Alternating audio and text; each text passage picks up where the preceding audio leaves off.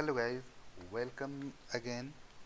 Now we are going to discuss about risk and uncertainty. आज हम risk और uncertainty के बारे में डिस्कस करेंगे. रिस्क दैट मीन्स जोखिम एंड अनसर्टेनिटी दैट मीन्स अनिश्चितता.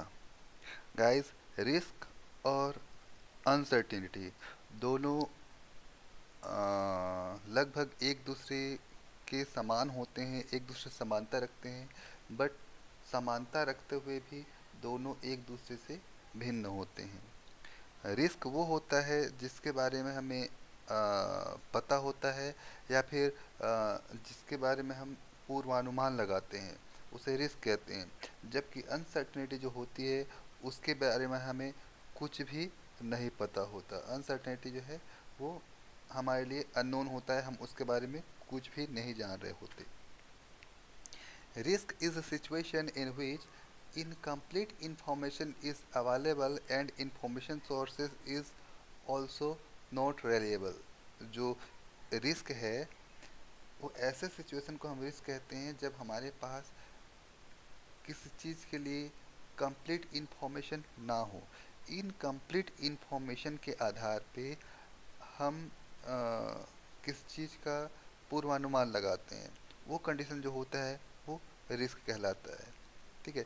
Risk the decision makers assigns probability to possible outcomes on the basis of the available information.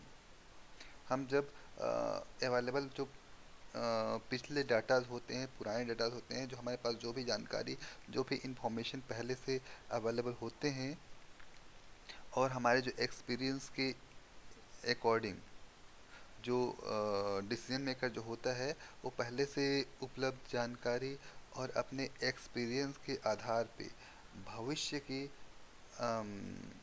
किसी घटना के होने की प्रायिकता, प्रोबेबिलिटी, उसकी संभावना को व्यक्त करते हुए, जब उसकी संभावना को व्यक्त करते हैं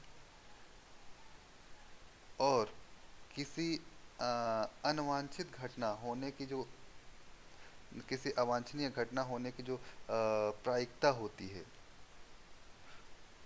अवांछनीय वांछनीय, दैट मीन्स दोनों प्रकार की घटना होने की जो संभावना जो होती है, उसकी वो जो सिचुएशन होता है उसको ही हम रिस्क कह सकते हैं. The risk is a measurable and it can be measured through probability. कोई भी रिस्क जो होता है वो मेजरेबल होता है, उसको हम प्रोबेबिलिटी के माध्यम से हम उसको मेज़र कर सकते हैं. Risk is defined as a situation when all possible outcomes are known for a given management decision and probability associated with each possible outcome is also known.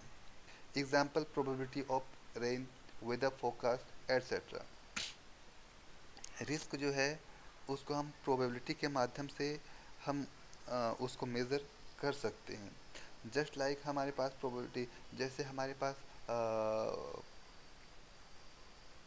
मौसम विभाग द्वारा वेदर फोरकास्ट किया जाता है, मौसम की पूर्वानुमान की जाए, उस उसके आधार पे हम रिस्क की गणना कर सकते हैं कि हमें नुकसान होगा या फ़ायदा होगा या लाभ होगा.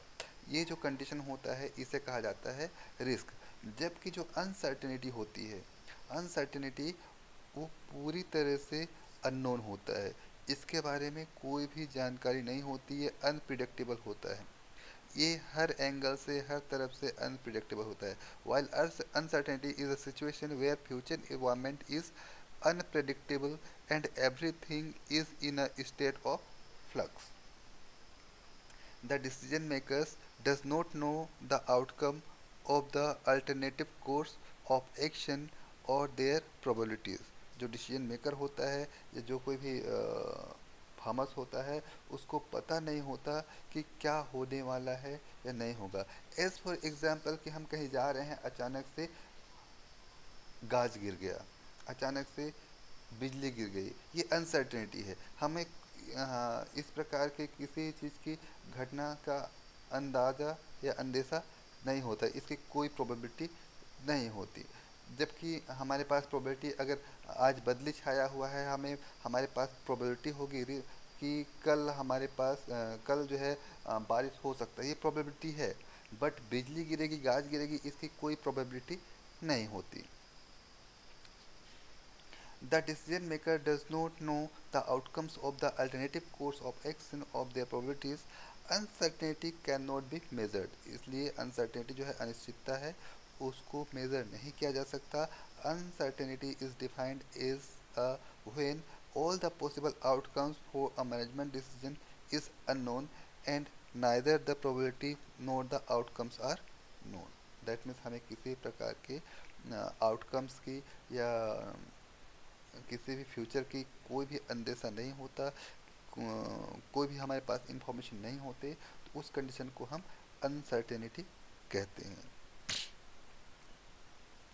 रिस्क जो है वो हमें तीन प्रकार से हो सकते हैं। रिस्क के तीन सोर्सेज हो सकते हैं, जिसमें से फर्स्ट है production risk, then second one is price और marketing risk, and third one is financial risk.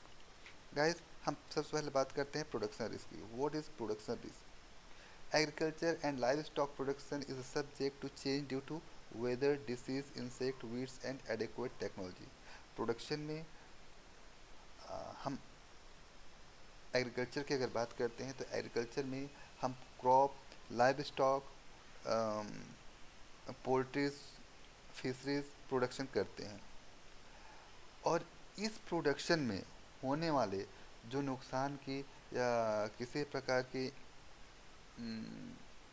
प्रायिकता जो होती है, जो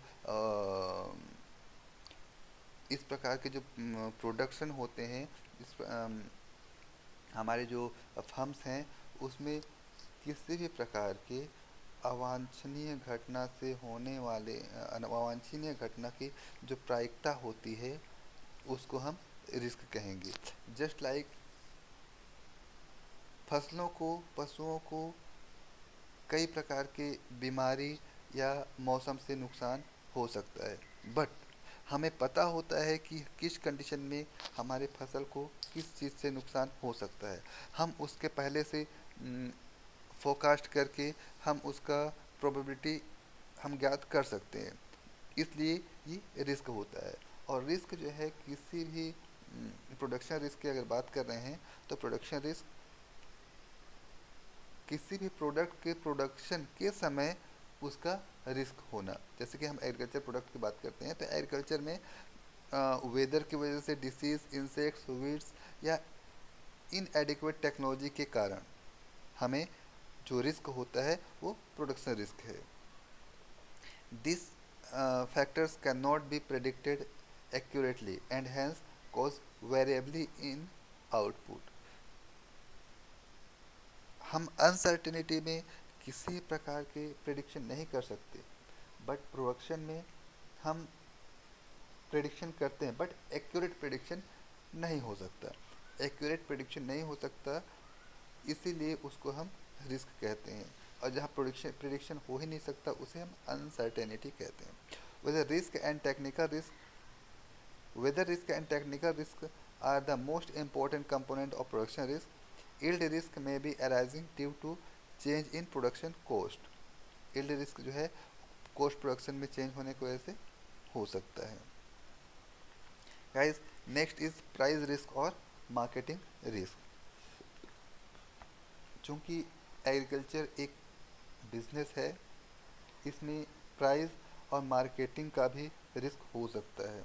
जैसे हम किसी प्रोडक्ट को प्रोड्यूस करते हैं, बट अचानक से उसका मार्केट वैल्यू कम हो जाने से हमें उसका जोखिम हो सकता है, उसका रिस्क हो सकता है। Marketing is also called as price risk because prices are determined by the interaction between demand and supply in the market. Production of crops and livestock is influenced by price in the market, and consumers' prices of commodities vary from year to year, season to season, and exhibit seasonal variation. जो price है वो कम या ज़्यादा हो सकता है। Price के कम या डिमांड के अकॉर्डिंग प्राइस जो है कम या ज़्यादा हो सकता है। इससे ये जो प्राइस का जो रिस्क होता है इसको ही मार्केटिंग रिस्क भी कहा जाता है। Guys, next type of risk is financial risk. This type of risk increases with increases amount of borrowed money in the farm business। जैसे हम जब फार्म बिजनेस में अधिक धन अ, कर के रूप में अधिक धन हम ले लेते हैं,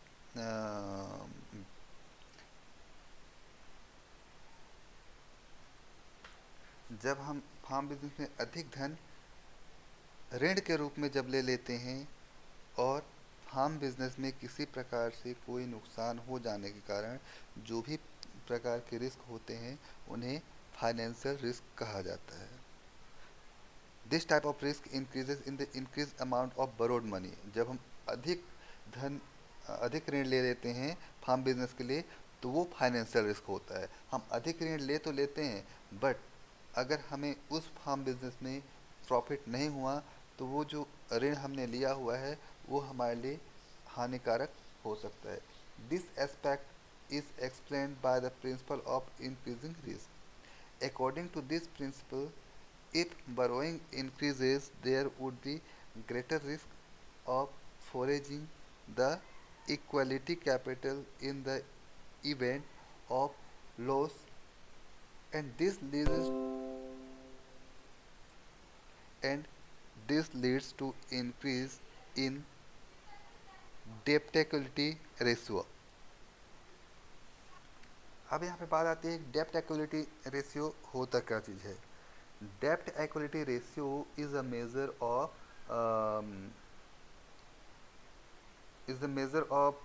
relative contribution of the creditors and shareholders or owners in the capital employed in business। जो डेप्ट इक्विटी रेशियो होता है वो um, जो करदाता है या जो ऋणदाता है जो जिन्होंने कर्ज के रूप में दिया हुआ है उसका और जो फार्म का ओनर है उन दोनों का आपस का रिलेटिव कंट्रीब्यूशन जो होता है उसको ही डेप्ट इक्वलिटी रेशियो कहा जाता है। Uncertainty arises due to the changes in future interest rates and and fiscal policies of RBI, and eventually changes in the ability of the farm business to generate required cash flow for clearance of debts। Now, management of risk in agriculture। हम agriculture में risk को किस प्रकार से manage कर सकते हैं, क्योंकि एग्रीकल्चर मैंने पहले ही कहा कि एग्रीकल्चर एक बिजनेस है और बिजनेस में रिस्क होना स्वाभाविक होता है। बट किसी भी बिजनेस का किसी भी बिजनेस में हम रिस्क को कम करने के उपाय कर सकते हैं, उसको मैनेज हम कर सकते हैं। तो एग्रीकल्चर का जो बिजनेस है इसमें हम रिस्क को किस प्रकार से मैनेज कर सकते हैं। First is diversification. डाइवर्सिफिकेशन एक बहुत ही अच्छा उपाय है। It is a means of stabilising income rather than profit maximising techniques relating to receive benefits of complementarity or supplementarity under risk environment। A farmer may not specialize in a single enterprise over a period of time even if substitutions and price ratios may so dictate as discussed under product relationship। Instead, he may choose several enterprises in some proportion over time so as to distribute the risk factor like flexibility. It has no provision to reap large gains due to high prices or yield over time, but serves as a good method of prevent heavy loss। हम diversification का use कर सकते हैं, ये बहुत अच्छा उपाय हो सकता है रिस्क मैनेजमेंट का। But diversification is not a good method of a किसी प्रकार से ज़्यादा प्रॉफिट कमाने का अच्छा उपाय नहीं हो सकता, बट डाइवर्सिफिकेशन एक अच्छा उपाय हो सकता है रिस्क को कम करने का, नुकसान को कम करने का। एक साथ हम कई प्रकार के फर्म चला सकते हैं। एक साथ हम कई प्रकार के फर्म जब चलाते हैं तो उसका मैनेजमेंट करने में प्रॉब्लम होगी, समथिंग मैनेजमेंट में ज़्यादा व्यय होगा। तो इस वजह से हमें प्रॉफिट तो कम होगा, बट उसमें रिस्क भी कम होंगे, क्योंकि अगर एक जगह से नुकसान होता है तो हमें दूसरी जगह से प्रॉफिट हो सकता है। However, the diversification of farm activities may deprive the entrepreneur of all the advantages of specialization. Risk programming models and game theory models should be used to formulate whole farm plans under different risky situations. Second one is insurance. Insurance insurance is also a good method to manage a risk. बहुत सारी companies जो हैं insurance available कराते हैं अलग अलग चीज़ों के, अलग अलग फर्म के, जिसमें किसी प्रकार के अवांछनीय घटना या अनसर्टेनिटी के कारण जो नुकसान होता है उसे भरपाई कर सकें। Insurance cover the cost of same extent so as to minimise the loss. The production and financial risk is minimised by means of insurance. किसी प्रकार से फाइनेंशियल प्रोडक्शन रिस्क को हम इंश्योरेंस के द्वारा कवर कर सकते हैं या उसको मैनेज कर सकते हैं। Crop insurance reduces production risk. Livestock insurance provides safety against the fatal disease of cattle। जैसे कि अगर हम पशुओं का इंश्योरेंस कराते हैं, बीमा कराते हैं, पशुओं का बीमा कराते हैं, अचानक से कई प्रकार की बीमारियां से अगर पशुओं को नुकसान होता है तो उसके द्वारा होने वाला जो नुकसान है उसकी भरपाई की जा सकती है। या अन्य प्रकार से जो हमारी फसल हैं अगर उनको किसी प्रकार से नुकसान होता है मौसमी कारणों से या अन्य कारणों से अगर नुकसान होता है तो उसका भी भरपाई इंश्योरेंस के द्वारा किया जा सकता है। The decision whether to go for insurance or not is ascertained by the following formula, whether R equal to F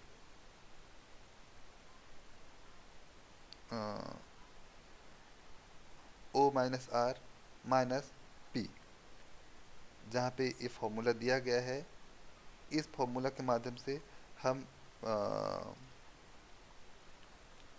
जो ये दिया गया जो फार्मूला है इसके माध्यम से हम पता लगा सकते हैं कि हमें इंश्योरेंस करना चाहिए या नहीं कराना चाहिए। ये जो फार्मूला है इसी के माध्यम से हम निश्चित करते हैं। Guys, next is agronomic practices. हम कुछ एग्रोनॉमिक प्रैक्टिसेस कर सकते हैं जिसके माध्यम से रिस्क को मैनेज किया जा सकता है। जस्ट लाइक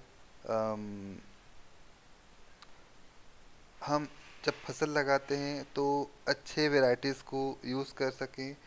अच्छे वेराइटीज़ को हमें यूज़ करना चाहिए जिसमें बीमारी, रोग, कीट व्याधियों का आक्रमण कम से कम हो।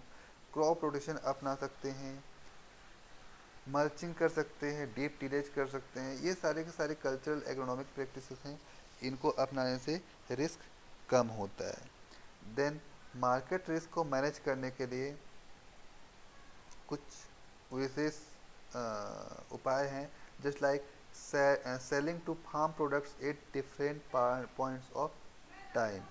हमारा जो फार्म प्रोडक्ट्स होता है उसको एक साथ ना बेच के अलग अलग समय में बेचना। Marketing risk can be minimised by avoiding the sale of farm products immediately after the harvest. हमारा जो फार्म प्रोडक्ट होता है उसको हार्वेस्टिंग के तुरंत पश्चात ना बेच के उसे स्टोर करके बाद में हम उसे बेच सकते हैं। The farm produce must be sold at different point of time to minimise price risk. The knowledge of demand and supply of farm products in market and price prevailing in different markets will get better price for the products। जब market में जिस product का demand अधिक हो, supply कम हो, उस समय हमारे प्रोडक्ट को निकालना, उस समय हमारे प्रोडक्ट को मार्केटिंग करना ज़्यादा फायदेमंद हो सकता है। इसलिए डिमांड एंड सप्लाई का नॉलेज, इंफॉर्मेशन फार्मर्स के लिए, एंटरप्रेन्योर के लिए आवश्यक होता है। Government price policy and program. Governments के द्वारा मिनिमम सपोर्ट प्राइस,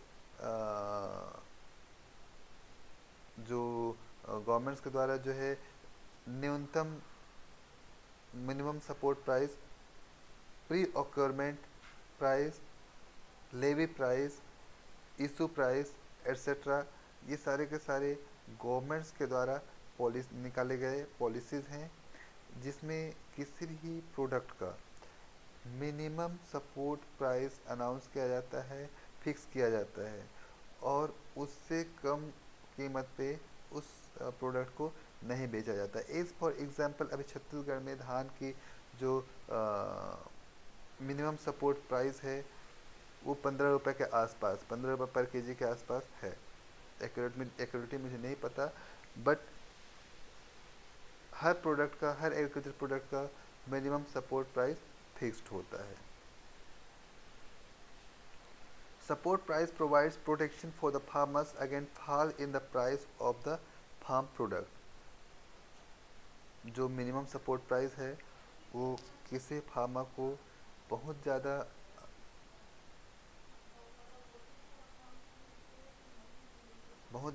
कम हो जाने पे फार्मर को सपोर्ट करते हैं। इससे फार्मर्स को ज़्यादा रिस्क नहीं होता, एटलीस्ट उनको मिनिमम सपोर्ट प्राइस मिलता ही है, जिससे कि उनको नुकसान कम से कम हो। देन फाइनेंशियल रिस्क को मैनेज करने के लिए हम उपाय कर सकते हैं। Financial risk can B minimised by the adopting appropriate strategies like maintaining adequate liquidity and solvency of the farm business। The farmer should aim at meeting out the long-term financial requirement of the farm business along with its short-term cash requirement। Now we are going to discuss about NAIS scheme, insurance के बारे में हम बात करते हैं। Insurance scheme, national agriculture insurance scheme. National agriculture insurance scheme 1999, ये जो है ये इंट्रोड्यूस किया गया हमारे देश में 1999 और 2000 के बीच में। Agriculture insurance company of India limited AIC, which was incorporated in December 2002 and started operating from April 2003, took over the implementation of NAIS। This scheme is available for to both loanees and non-loanees। जो loan लेने वाले जो farmer हैं और loan नहीं लेने वाले जो फार्मर्स हैं, दोनों के लिए ही ये स्कीम अवेलेबल, जो कंपनी है उसमें दोनों के लिए ही ये स्कीम अवेलेबल दोनों के लिए ही है। ये जो इंश्योरेंस स्कीम है ये food grain, oil seed crop, horticulture, annual horticulture crop, commercial crop, सभी के लिए ये स्कीम अवेलेबल हुआ करती है। Then farm income insurance. Farm income insurance scheme was started on a pilot basis during 2003 and 4 to provide income protection to the farmers by integrating the mechanism of ensuring yield as well as market risk। In this scheme, the farmer's income is ensured by providing minimum guaranteed income। minimum guaranteed income जो है इस scheme के तहत provide कराई जाती। Ensure उनको minimum guaranteed income का provide कराने के लिए इंश्योर किया जाता। दैट मीन्स उनको यदि किसी प्रकार से नुकसान होता तो उनकी मिनिमम गारंटीड इनकम है वो उन्हें प्रदान किया जाता। Then next is livestock insurance. Livestock that means पशुधन। पशुधन के लिए भी इंश्योरेंस स्कीम अवेलेबल है। पशु बीमा जो है ये पशुओं में होने वाले किसी भी प्रकार के पशुओं में होने वाले किसी भी प्रकार के रोग व्याधि के कारण जो होने वाला जो नुकसान है उसकी भरपाई करने के लिए पशु बीमा स्कीम अवेलेबल है। This is centrally sponsored scheme and implemented on pilot basis during 2005-6 and 2006-7 in 100 selected districts of the country. Under the scheme, crossbreed and high-yielding, at least 1500 liters of milk per lactation cattle and buffalo are being insured at maximum of their current market price. जो 1500 1500 से 1500 litre से अधिक एक ब्यात में एक ब्यात that means एक बार बछड़ा देने के पश्चात 1500 लीटर से अधिक दूध देने वाले गाय या भैंस जो होते हैं उनके लिए ये इंश्योरेंस स्कीम अवेलेबल है जिसमें उनका मैक्सिमम मार्केट प्राइस का इंश्योर किया जाता है। The premium of insurance is subsidise to the tune of 50% and borne by the central government. The benefit of subsidy is being provided to maximum of 2 animals per beneficiary for a policy of maximum of 3 years. ये जो insurance policy है ये 3 years के लिए होते हैं। ये central government के द्वारा केंद्र के द्वारा स्पॉन्सर्ड स्कीम है। The scheme is implemented in all the states. ये जो स्कीम है सभी स्टेट्स में इम्प्लीमेंट किया जा चुका है except Goa through the state livestock development board of the respective state. Livestock insurance cover is available for almost all livestock species. सभी प्रकार के लाइवस्टॉक स्पीसीज पे ये जो है लाइवस्टॉक इंश्योरेंस अवेलेबल है। The premium of 40% of the sum insured for general public and 2.25% of Integrated Rural Development Program IRDP beneficiaries. Then next is weather-based crop insurance और rainfall insurance. ये जो है weather-based crop insurance या rainfall insurance है ये किसी प्रकार से वेदर में चेंजेस रेनफॉल में अचानक से बारिश या फिर सूखा पड़ने के कारण जो भी प्रकार के नुकसान होते हैं उस प्रकार के नुकसान की भरपाई के लिए जो इंश्योरेंस स्कीम है वो है weather based crop insurance. The aim to mitigate the hardship of insured farmers against the likelihood to financial loss on account of anticipated crop loss resulting from incidence of adverse condition of weather parameter। that means weather मौसम के adverse condition होने पे just like अधिक या बहुत कम वर्षा अधिक या बहुत कम ताप पाला पड़ना ओला गिरना अधिक ह्यूमिडिटी या कम ह्यूमिडिटी के कारण जो नुकसान होता है उस नुकसान की भरपाई वेदर बेस्ड क्रॉप इंश्योरेंस से होता है। Determination of compensation.